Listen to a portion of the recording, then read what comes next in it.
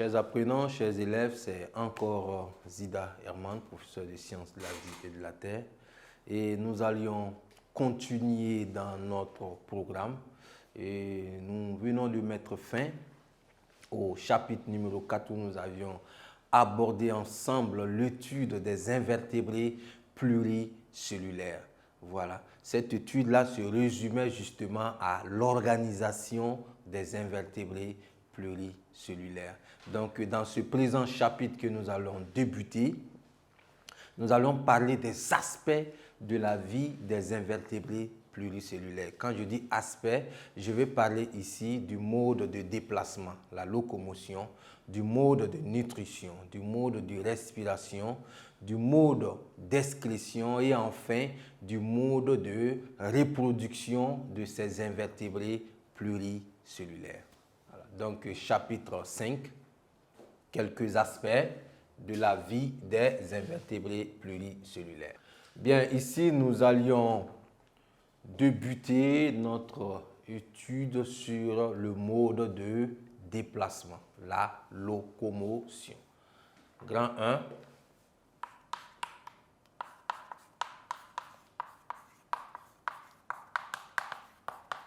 La locomotion. Locomotion, autrement dit, déplacement, se déplacer. Comment ces êtres vivants-là arrivent à quitter d'un endroit A et se retrouver à un endroit B. Naturellement, dans la vie des êtres vivants, ils doivent se déplacer. Ils doivent se déplacer à la recherche justement du mieux vivre, à la recherche de leur pitance quotidienne, changer d'environnement selon les saisons, etc., etc. Donc, il va de soi que ces êtres vivants arrivent à se déplacer. Mais ces êtres vivants que nous avions étudiés dans le chapitre numéro 4 n'ont pas le même mode de déplacement. Voilà, je rappelle que dans le chapitre numéro 4, nous avions parlé de 3 grandes familles, de 3 embranchements d'invertébrés pluricellulaires. Premièrement, nous avions parlé de l'embranchement des vers. Les vers, nous avons étudié un exemple, le lombric. Deuxièmement, nous avions parlé des mollusques, l'embranchement des mollusques. L'exemple étudié, c'était l'escargot. Et enfin, troisièmement, nous avions parlé de l'embranchement des arthropodes. L'exemple étudié ici, c'était le criquet. Donc, dans ce présent chapitre, nous allions aller dans la même dynamique. C'est dans le même plan d'organisation que nous avions étudié les aspects des invertébrés pluricellulaires. Donc, en ce qui concerne la locomotion, on va parler de la locomotion des vers tout en faisant cas d'un animal et la locomotion des mollusques en prenant exemple justement sur un animal qui appartient à cet embranchement-là et la locomotion des arthropodes en prenant effectivement exemple sur un arthropode que nous avions déjà étudié justement dans le chapitre numéro 4. Voilà. Donc, en petit 1,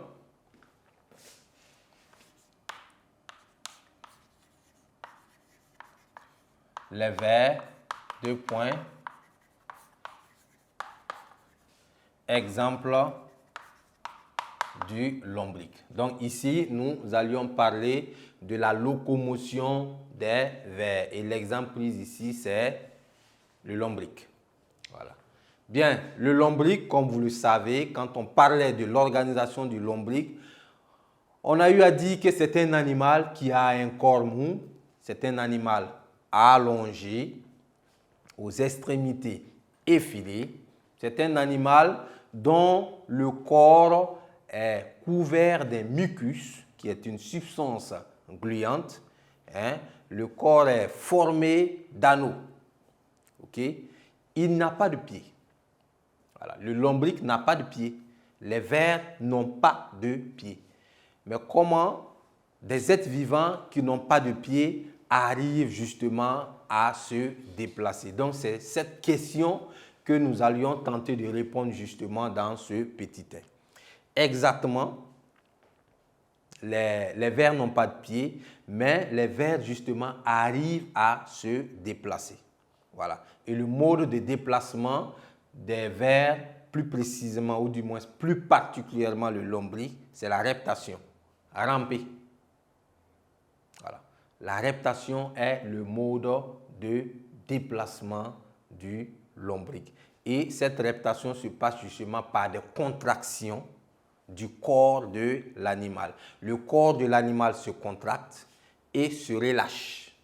Voilà. Donc, ce système de contraction et de relâchement permet à l'animal justement d'avancer. Vous pouvez l'observer, hein, voilà, dans votre environnement, s'il y a des vers de terre, vous pouvez justement observer leur mode de déplacement. Vous allez constater que les anneaux, voilà, les anneaux, l'ensemble des anneaux qui forment le corps se contracte et se décontracte, permettant à l'animal de bouger d'un endroit A à un endroit B. Bien, donc ici, en ce qui concerne le mode de déplacement du lombric, on dira que sur le sol, le lombric se déplace par reptation.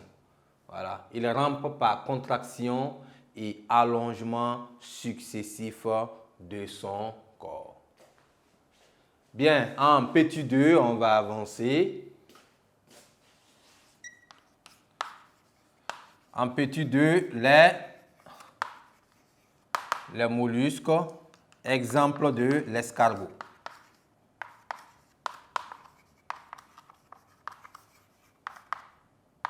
Exemple de l'escargot. Bien, en ce qui concerne l'escargot, et évidemment, quand on étudiait, on faisait l'organisation de l'escargot, vous avez sans doute remarqué que l'escargot ne possède pas de pied en tant que tel, de pied visible qui lui permet de se déplacer. Voilà. L'escargot se déplace, c'est vrai, mais par contraction justement de la masse de chair qui se trouve, n'est-ce pas, au niveau de la plante. La masse de chair qui est en contact avec le sol. Donc, son mode de déplacement s'apparente un peu au mode de déplacement des vers. Voilà, c'est la reptation.